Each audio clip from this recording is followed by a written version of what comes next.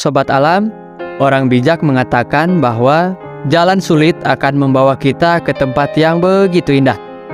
Tentu saja hal itu tidak segampang sekedar lewat begitu saja sampai pada keindahannya. Namun bagaimana sikap dan cara kita dalam melewati tahap per tahap proses perjalanan tersebut. Keindahan akan diperoleh bagi siapapun yang berhasil menjalani itu semua dengan bijaksana. Tidak perlu saya contohkan dengan yang jauh dulu. Di tempat ini, seperti yang dilihat, air terjun ini begitu indah mempesona.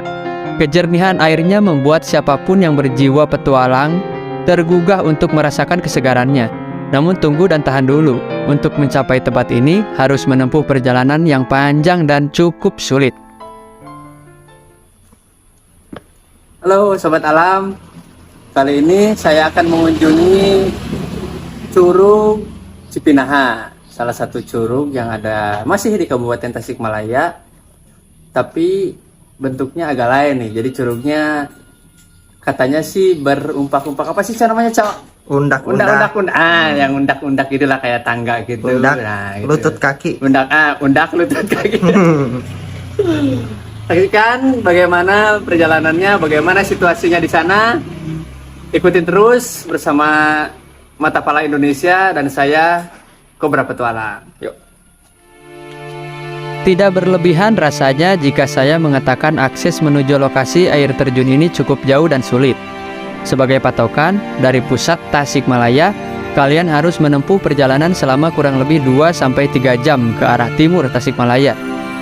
Di jam terakhir mendekati kawasan, medan jalan mulai menunjukkan kesulitannya. Tekstur jalan memang bisa dibilang cukup memadai, namun yang jadi beresikonya adalah tanjakan terjal dan turunan curam yang harus dihadapi. Adab juga penting untuk dijaga, karena semakin mendekat ke lokasi, hutan rimba kerap menyertai sampai ke titik lokasi. Kita sudah sampai di tempat parkiran sebelum ke curug air terjun Cipinaha, dan setelah melewati jalan tadi dengan kendaraan roda 2, sekarang lanjut pakai kendaraan roda 4 dengan semacam jeep lah 4x4. Yuk kita adventure. Petualangan dilanjutkan dengan berjalan kaki melewati sawah yang cukup indah. Namun ketika saya menikmati suasana di sebuah gubuk petani, hal aneh mulai terasa. Tempat yang asri ini seolah berisi dan menyimpan hal besar yang sangat berbahaya. Saya sempat berbincang dengan petani di sana sebelum melanjutkan perjalanan menyeberangi sungai. Beliau berpesan bahwa saya harus berhati-hati meski cuaca bagus. Dan katanya, ketika saya menjumpai ikan yang cukup menarik di kawasan air terjun, hindarilah, abaikanlah. Jangan pernah berniat mencoba untuk menangkapnya, karena dipastikan itu bukan ikan biasa. Warga setempat percaya bahwa ikan itu wujud lain dari sosok penunggu gaib di air terjun ini, dan memang kerap menggoda siapapun pengunjung asing di sana. Wallahu a'lam.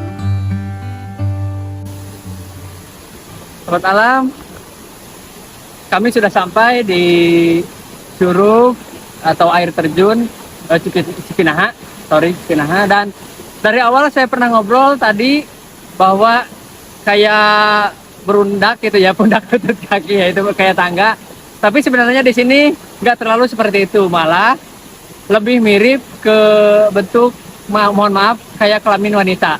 Bisa dilihat sendiri oleh teman-teman, atau bisa teman-teman proyeksikan sendiri seperti apa bentuknya ini. Cuman ini indah, airnya jernih, dan saya jadi tertarik untuk berenang di sini gitu. Sesampainya saya di titik utama air terjun Cipinaha ini, saya tidak menemukan ikan apapun di sana. Tadinya mau istirahat sejenak, cuman jadi gak mau diem. Jiwa petualangan meronta-ronta melihat pemandangan seperti ini, ingin segera mengeksplorasi tempat ini. Sangat penasaran sekali, yuk. Gak pingin diem rasanya petualang berada di tempat seperti ini. Ditambah hasil bahasan tadi dengan petani di gubuk, beliau juga mengatakan bahwa di air terjun ini terdapat seperti lulung samak, kalau menurut istilah bahasa Sunda. Jadi penjabarannya yaitu di tempat ini atau air terjun ini, di mata memang terlihat dangkal atau tidak terlalu tinggi dan tidak terlalu berbahaya. Namun lain ketika kita membuktikan dan mengalami langsung secara fisik. Saya penasaran untuk membuktikan hal tersebut, namun bukan berarti niatan menantang. Saya mencoba memanjat dinding air terjun ini dan akan loncat dari pertengahan air terjun ini tanpa alat pengaman atau safety prosedur. Jangan ditiru ya sobat alam. Batuan yang terkena percikan air terjun ini cukup licin membuat saya sedikit kesulitan untuk mencapai titik loncat yang dirasa cukup aman.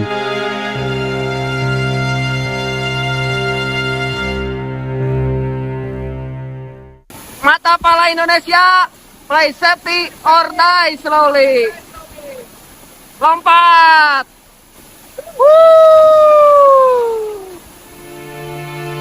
Luar biasa sobat alam. Memang benar adanya apa kata petani tadi. Seperti yang kita lihat bersama dari titik loncat saya, kelihatannya tidak terlalu tinggi. Namun yang saya alami, berasa lama untuk sampai ke permukaan air. Jantung saya tertinggal di atas sana rasanya. Cukup tinggi juga dari atas sana. Saya pun melanjutkan aktivitas berenang di sini sampai puas. Selang beberapa waktu, saya didatangi beberapa orang bocil yang ikut bergabung berenang bersama saya. Cukup seru dan senang bisa bermain air dengan mereka. Selesai berenang, sambil memandang air terjun, saya teringat kata-kata selanjutnya dari petani tadi, bahwa kedepannya di lokasi ini kelak akan menjadi tempat yang berbahaya, karena suatu saat nanti mendekati hari kiamat, di mana kekeringan merajalela dan sumber makanan sudah tiada, maka tempat ini akan menjadi tempat terakhir yang didatangi para warga. Di tempat ini merupakan pasokan air bersih terakhir, dan ada beberapa pohon tertentu yang bisa dimakan buah dan daunnya, sehingga para warga berebutan untuk mendapatkannya demi kelangsungan hidupnya. Ngerinya yang dipercaya warga setempat bahwa perebutan hal tersebut sampai terjadi pertumpahan darah antar sesama. Na'udzubillah. Semoga hal tersebut tidak benar-benar terjadi ya sobat alam. Dari hal ini bisa kita ambil pelajaran bahwa tempat indah seperti ini dimanapun berada haruslah dilestarikan. Dan itu merupakan tugas kita semua sebagai manusia, kalau masih mau hidup dengan damai sejahtera. Ingat sobat alam, bila perlu catat pesan saya nih, bahwa alam tanpa kita manusia akan subur baik-baik saja. Namun kita manusia tanpa alam bisa apa coba? Ujungnya sudah jelas terbaca, yaitu kita manusia akan binasa. Maka sudah tahu kan apa yang harus dilakukan? Lestarikan. Jangan sampai keserakahan merasukimu. Ingat, batasan dan masa depan anak cucu kita. Masa kita mau mewariskan bencana pada mereka? Yang benar saja. Tuhan pun melarang berbagai elemen alam atas permintaannya membinasakan manusia karena perlakuannya pada alam itu sendiri. Lantas kita malah mendatangkan bencana untuk kita sendiri dengan tidak melestarikannya. Jangan konyol jadi manusia. Kita makhluk paling sempurna. Sobat alam, di alam belahan dunia manapun pasti selalu ada cerita di dalamnya. Dan jelas cerita tersebut selalu mengisyaratkan pesan tertentu kepada kita selaku manusia. Fenomena alam merupakan sarana komunikasi sang alam untuk kita sebagai manusia. Sampai di sini dulu ya sobat alam. Terima kasih sudah menyaksikan. Salam rimba, salam lestari, mata pala Indonesia, play safety or die slowly.